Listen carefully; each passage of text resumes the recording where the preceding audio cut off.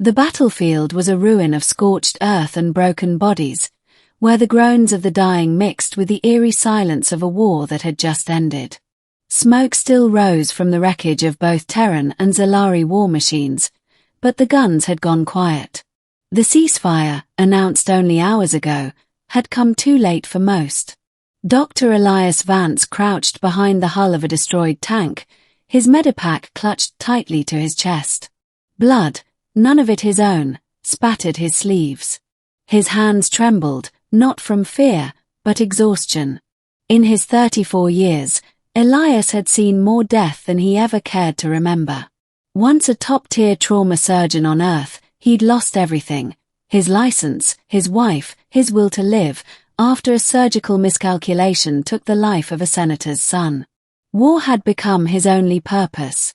He'd been making his way through the carnage, treating survivors indiscriminately, human or alien, when he heard the call. A low, painful cry. Not human.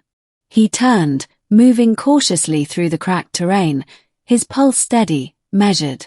The sound led him to a collapsed trench filled with alien corpses, Zalari warriors in crystalline armor, their jagged forms still radiating heat. And in the center, partially buried under fallen debris, lay her. The daughter of Queen Seralei of the Zalari. Elias recognized her from the interstellar broadcasts. Princess Arathe, the jewel of the Flame Nebula, was said to be a diplomat in training, captured in a political gambit gone wrong. But what was she doing on the front lines? Her pale, opalescent skin was marred by burns and gashes, and her six-limbed body was twisted unnaturally. One of her glowing, amethyst eyes fluttered weakly as she struggled to breathe. She was dying.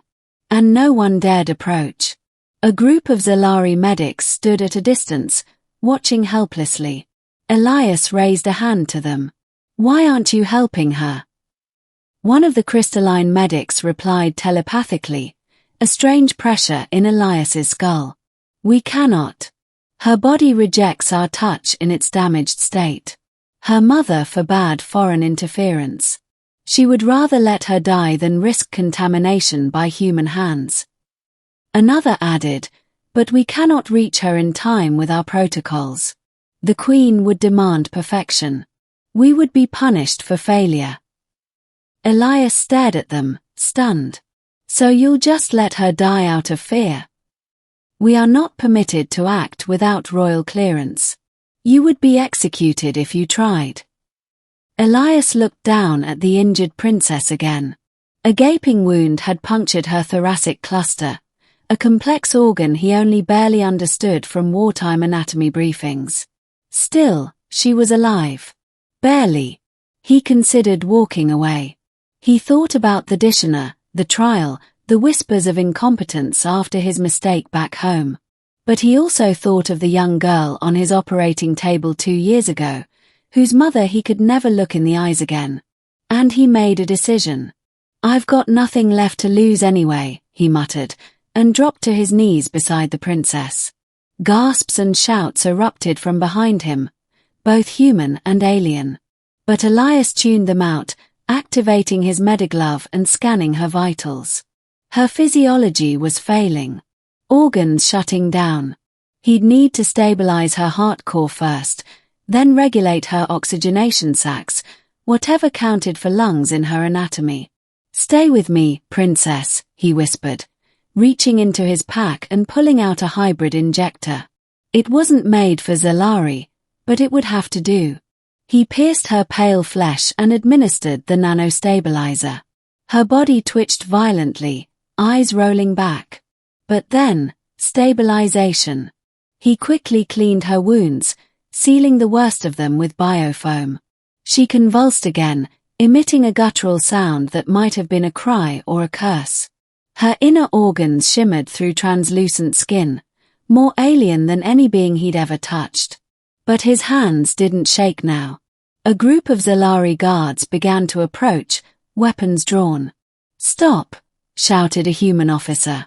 "He's trying to save her." But they didn't listen. The tallest Zalari raised a plasma lance. "Do it," Elias muttered, not looking up as he sutured a deep gash across her thoracic seam. "If you're going to kill me, wait until I'm done." There was a long silence. Then, the voice of Queen Serle filled the air, broadcasted through the planetary comms network, translated across all species. "Let him continue." Everyone froze. "I am watching. If she dies, the human dies. But if he saves her, he will answer to me directly." Elias exhaled slowly. "Great," he muttered. "No pressure." It took 3 agonizing hours. Elias worked with tools not meant for alien tissue, improvising surgical techniques as he went. He made mistakes. He corrected them. He worked until his vision blurred and his arms cramped, until every heartbeat of hers felt like a victory. And finally, her breathing steadied. Her body stopped convulsing. Color returned to her opaline skin. She lived. He sat back, exhausted. "She's stable, for now." Then he collapsed. Elias awoke in a chamber made of shimmering crystal, wrapped in translucent healing gauze. For a moment, he wondered if he was dead. Then he saw her. Princess Arathe, seated beside him, her once wounded body now whole. A soft light glowed from her chest. Her eyes, brighter than before, watched him with something like wonder. "You are not what I expected," she said, her voice a musical tremor. "You touched me when no one else dared." Elias grunted. "Could say the same about you, princess. You almost died for being in the wrong place at the wrong time." She tilted her head. "Why risk your life for me?" He looked away. "Because someone had to. And I've already lost everything that mattered. What's one more gamble?" She was silent for a long moment. Then, "You may not have lost everything." The doors opened with a resonant chime. Queen Serle entered, towering and radiant, her armor reflecting 1,000 stars.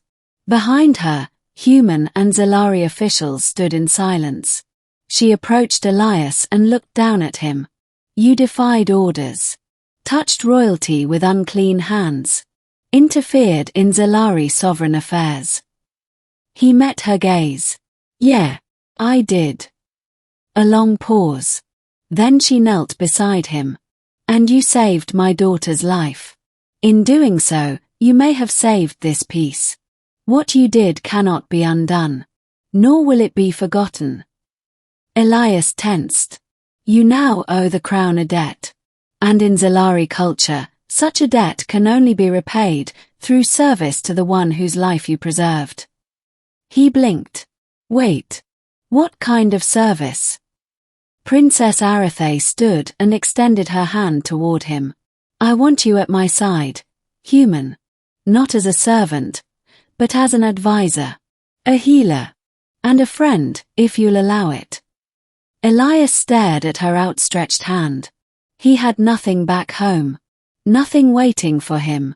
But here, he'd found something unexpected. Purpose. Trust. Even redemption.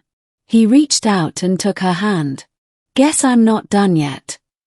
1 year later, the Terran-Zalari alliance was stronger than ever. War had become diplomacy, and healing had replaced bloodshed. And on the royal balcony of the Zalari High Palace, Dr. Elias Vance stood beside Princess Arathe, watching 2 suns rise over united horizon. "Still think you've got nothing to lose?" she asked with a teasing smile. He smiled back, soft and genuine. "Not anymore." And for the first time in years, Elias believed it.